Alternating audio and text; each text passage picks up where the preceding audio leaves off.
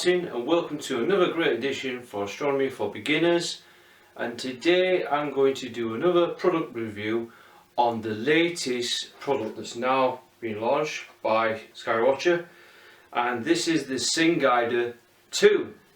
Over the years, a lot of astronomers use auto guiding as a technique to set up a telescope and take long exposure images of deep sky objects using the telescope and the camera. Now, usually on a good tracking mount, which is polar aligned and it's all set up correctly, usually you can get away with 2 to 5 minutes exposure. Now, auto guide becomes more apparent when you want it to boost and collect more data. In other words, you need to collect over 10 minutes, 15, 20 minutes. The longer you collect the data, the more the dimmer objects appear brighter. And because they're so faint and so distant, is that if you wanted to take long exposure of these objects, then auto guiding is the way to go about it. However, with auto guiding, it usually involves with a computer that's connected to a guide cam, and the guide cam is either connected to a guide scope, and another way that the guide camera can be attached is to an off-axis guider, which is basically a special adapter that you can fit, and it has a little tiny mirror inside, and you can fit the guide scope in there and the main camera on there attached to the main scope. So then what that does is reduce the weight, and it will then reduce some of the flexure in the drivetrain, which you don't want.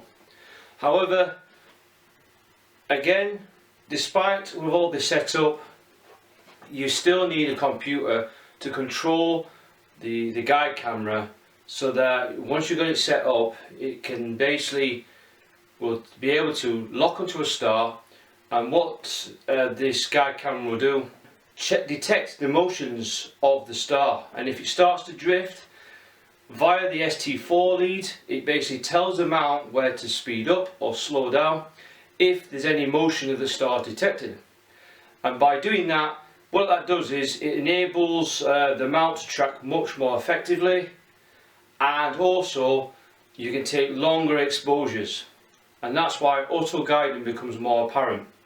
Especially if you're taking deep sky objects that are so faint, you need to gather a lot of data and a lot of timed exposures to get all this kind of detail. However, auto guiding is not an easy process, but once you've got it all set up, it then becomes standard practice. Now, the good thing about the SynGuider itself, it is a guiding system which is standalone. In other words, you do not need a computer to connect this guider on there. Now, this is something that I really was looking forward to. Now, over the past years, you don't get many of these available out in the Astro market, and believe it or not, there aren't many of these standalone guiders. They're all guiders that are connected to the computer, which are very good, and they can be controlled by PhD guiding and other software packages, and they are really good. But you don't get many of these standalone guiders. There just isn't many around. And believe it or not, there's only 3 available out in the market today. And obviously you've got the SynGuider, which is the original one. Then you have the Celestron Next Guide, and there is another one which I don't know what the brand is, but I think it's the Smart Guider. So there's only 3 out available. So basically, I ordered the SynGuider. I wanted to give it a second chance. I wanted to test it again. I've had one of these before and they work really well. The only main problem about these guiders is you've got to set them up properly for them to work properly.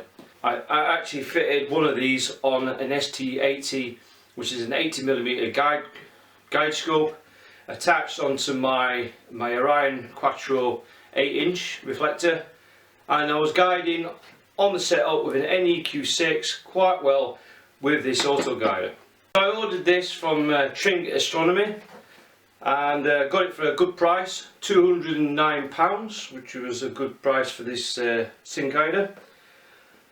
However, to my surprise, I did not know that when I ordered the SynGuider, it was basically the SynGuider, you know, and that was it. What I didn't know is when I ordered it and I got it through the post, it actually is a new variant of SynGuider. And SynGuider 2, I didn't even know they actually made one. So what I'm going to do is going to take a closer look at the box, showing the contents, and I'm going to compare the differences between the old SynGuider and the new one. So what we're going to do now is we're going to take a closer look at the SynGuider 2 itself. So here's the box, and we're going to take a closer look. Okay, now one thing I did notice when I first bought the old SynGuider and the new one is that this seems like a more compact package. Again, the manual's a lot smaller, so again it looks well detailed like the other one, which is always good to know. And I'm going to look forward to have a good closer read later on. It has a good ST4 lead. Some people don't really like it because of the lead being too hard. To be honest with you, I'm not really bothered. It's a good quality lead, and I've never had any problems with the Skywatcher products with their leads. Again, it's still got the hand controller. Now the old one had faced a lot of problems with the hand controllers not being very good, because one thing I have noticed with the actual SynGuider itself is that the hand controller wasn't as great, but these seem to be better quality buttons for a change. So we'll take that to one side. Then we open up the then we've got the actual guider itself. Again, well packaged product. So far looks very similar to the old SynGuider, and yet they still got the small screen, which is a little bit disappointing. I really wanted a bigger screen, but it looks like they've maintained the small screen. Not really happy with that, but however, you can still use it, and it is adequate. It's not brilliant, but you can still use it. So first reactions, yeah, a bit disappointing with the screen. They've not made any improvements, but I don't know yet until we've tested it out. So far it looks very same build quality, which is quite good quality. So, and again, it has its good decent nose piece, and it does have a pole focalizing ring as well. The good thing about this SynGuider is you can attach it to 1.25 inch, or via a T2 thread you can attach a 2-inch format nose piece. Also, one good thing I've just noticed there is I've just noticed that they actually fitted an IR and UV filter there, so that is really promising. So there's actually no requirement to fit a filter on the nose piece to protect it. So that is nice to know that Skywatcher have actually paid attention to this. So what that filter will do is not only it will protect it from dust, it will make the camera a lot more sensitive, collect the light better. So it is good to know that they actually looked into this. Also, the sensor itself appears to be smaller. Now it looks very similar to the GP cam, and I do like the Aptina, the CMOS sensor on that camera.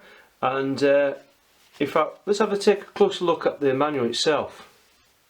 So as we see the specification on this manual, and yeah, it looks to me it is wow, that is quite amazing.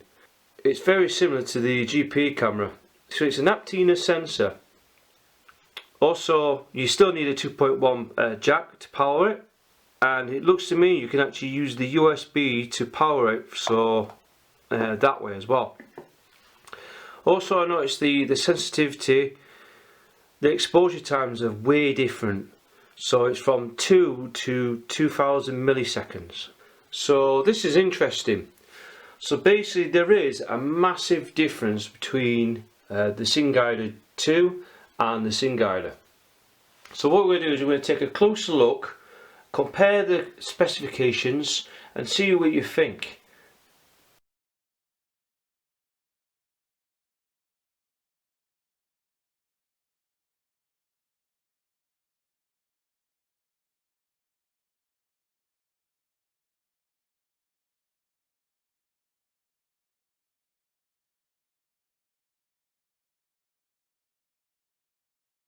So now we've compared the results.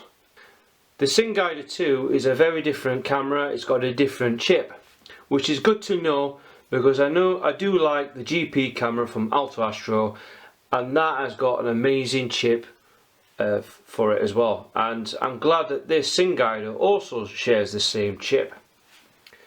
One thing I have noticed between the specifications is that the newer chip has a much more resolutions compared to the old one, which was 9.6 to 7.5 microns.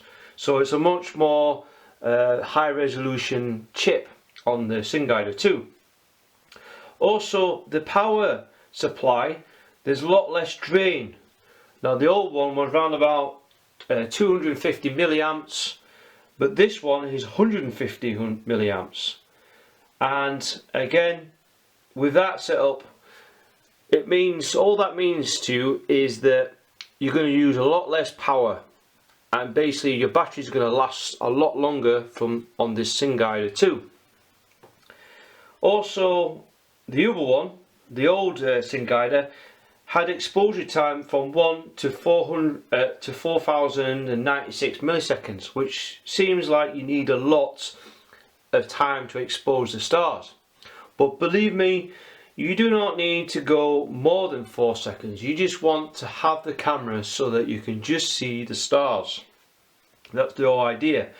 The lower the exposure time you can get, the better the response time of the actual guider to correct the corrections and the motions better for the mount.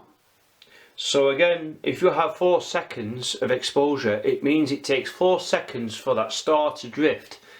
And if that drifts, then the SynGuider has to correct the motions of the mount, which means it's not going to be extremely good tracking. So ideally, lower the exposure time, quicker SynGuider can correct the errors in the drives and the motion in the stars. So again, you don't need a lot of exposure time for a guide camera. Now typically you still need to use, both cameras still need, and it says in the manual, at least an 80mm guide scope.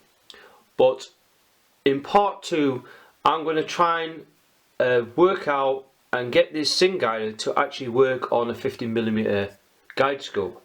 It's going to be a bit of a task, but I reckon I can get this SynGuider to work. Again, I can't see any problems of any guiders, standalone guiders. Now, what I'm knowing that this camera shares the same chip, I reckon that this could be used to power up a 50mm guide scope, which I really need for my Equinox 66 and my Optron Smart EQ mount. So I'm looking forward to take that challenge and see for myself if this SynGuider can be used on a 50mm guide scope. So look forward for part 2. If I'm successful or not, I'll let you know. So far, despite opening the box, it seems a bit disappointing at first that they haven't done much of the changes. The only changes so far I've noticed is they've changed the chip to a much more sensitive chip. Again, it's got its power focal ring, and it's still got its nose piece extensions. Okay, for your eyepiece, because basically the main problem with the SynGuider is that you're going to need to focus your guide scope and focus the SynGuider for it to work properly. So it's very crucial to get this focused. But again, this applies to most guide cameras anyway, it's standard practice. But this will work better if this is focused. And then last but not least is if we open this part here and move the box to one side. Yes, it still has its D-cell, which runs off 4 D-cell batteries, power pack. To be honest with you, I don't actually use it. Because one, batteries are expensive, and two, is that there are ways and means to power your SynGuider. And to do this is basically you just need something like a 2.1mm jack plug like this onto a cigarette lighter, like so, and power your SynGuider through a power tank like this, and you connect it straight on there. Okay, and you can power your SynGuider. Another way, this is a 7 amps per hour one, so you don't need a heavy duty power tank.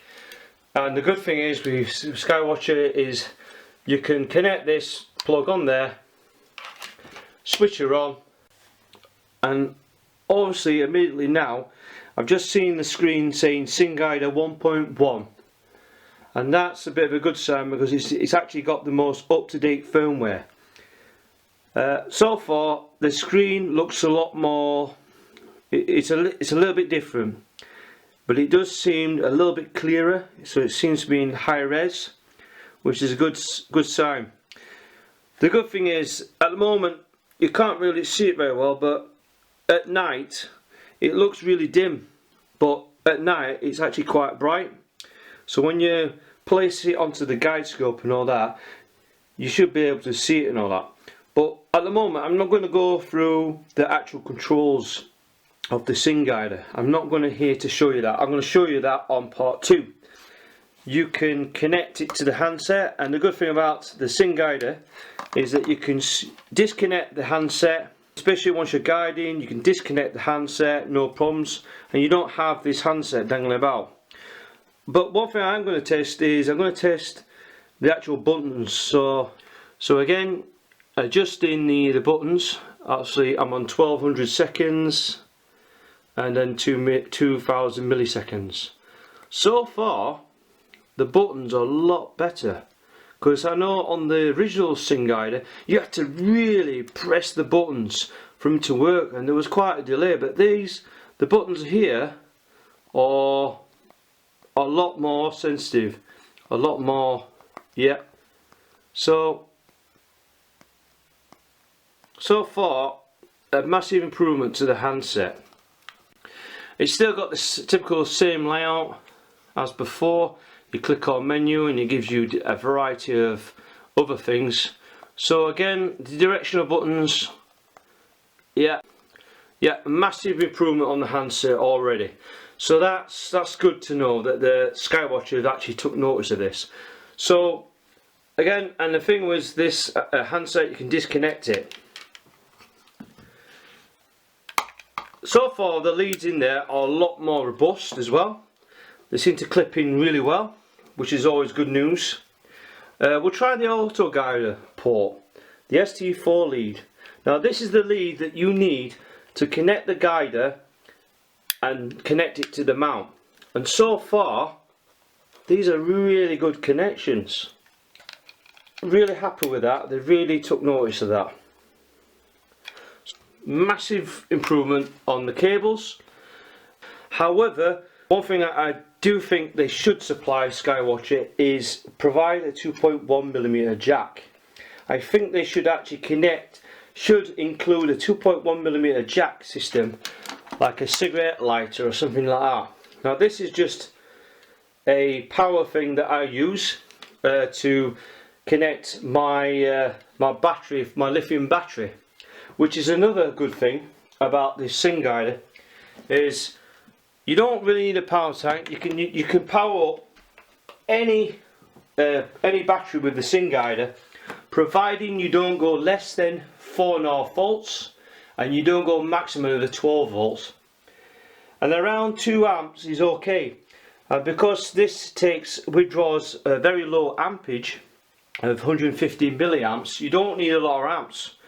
So again, a lithium battery like this is a typical 12 volt battery, and this is a 12,000 milliamps.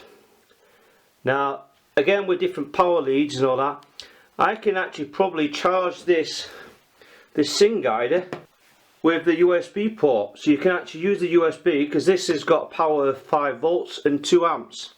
So in theory I could use a USB port on there to power it. But to be honest with you, I prefer the 2.1mm jack plug because they offer a lot more voltage. So again, I've made a makeshift one for the lithium battery, and we are going to connect it to the output. Okay, that's the output of the lithium battery, and we're going to connect the cigarette adapter on there, and then our 2.1mm plug on there. And so far, straight away, SynGuider 2 is powered up with a smaller portable lithium battery. So that's good to know, and that will be my battery that I'll use for my SynGuider. A few improvements and a few things that should improve. I mean, I think they should do a bigger screen on there, and I think that they should provide a 2.1mm jack plug to power off the SynGuider. So, but again, the battery packs themselves are okay. You can actually use this battery pack and you can power up your SynGuider for about, you know, 2 to 3 days of constant use. Get a long time using the SynGuider power pack without any problems. So, but to be honest with you, I seriously recommend that you use a 2.1mm jack converted so that you can power off your power tank or your lithium battery. And that's one thing I do like about the SynGuider. It is very light, 300 grams at the most, and this is what I particularly like about this SynGuider, is that I can fit my 50mm guide scope, because obviously I want to maintain my payload on my iOptron Smart EQ mount. So again, weight is a big issue for me, and the good thing about this SynGuider is that a lot of standalone guiders are relatively heavy. This one is very light, so I like how Skywatcher still maintain the light plastic body to keep the weight issues down.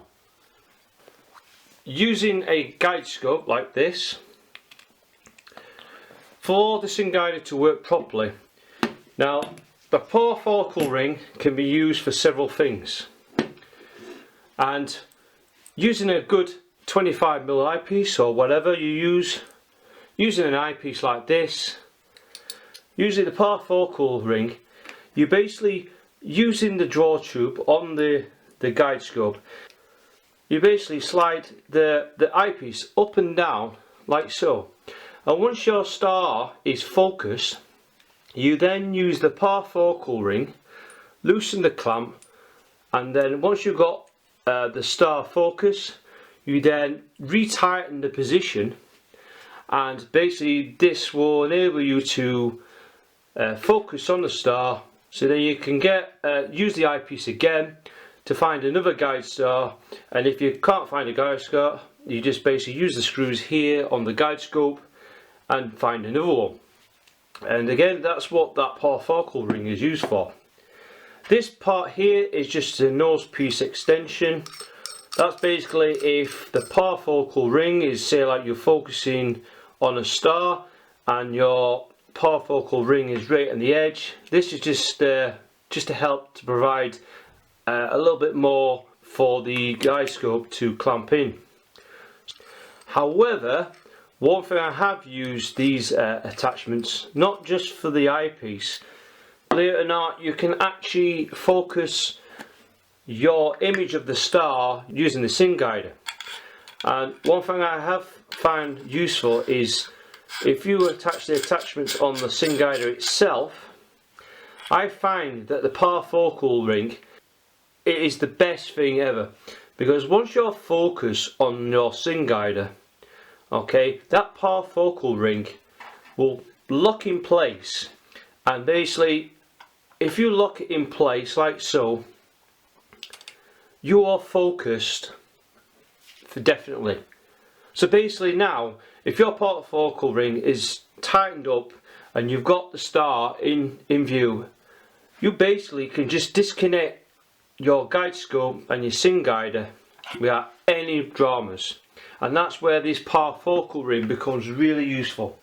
And believe me, it saves a lot of time and hassle trying to focus in on a star and then losing precious imaging time.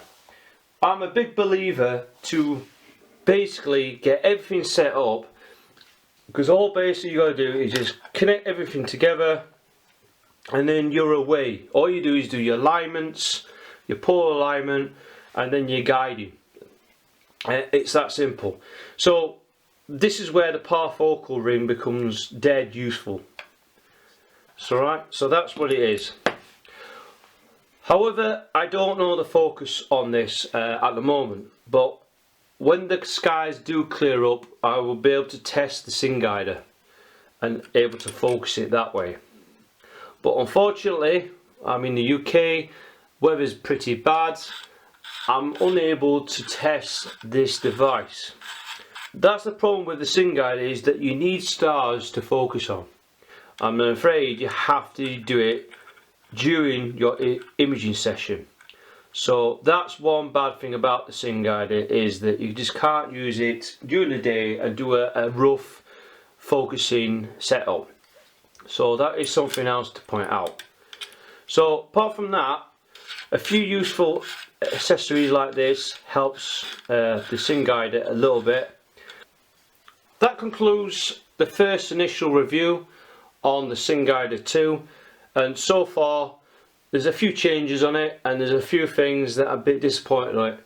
However, on part 2 I'll show you how to use the SynGuider and actually show you how to set it up properly using a guide scopes method, and then use all the setup that's needed. Now the thing is with these SynGuiders, they work properly. Once they're set up, they are fantastic. I've not really had any bad problems with the SynGuiders, but it would be interesting to know how this SynGuider will perform. So look forward to part 2, and thanks again, thanks for watching. Please subscribe onto my channel, and please join our Astronomy for Beginners Facebook group. So again, thanks for watching. Clear skies to you all.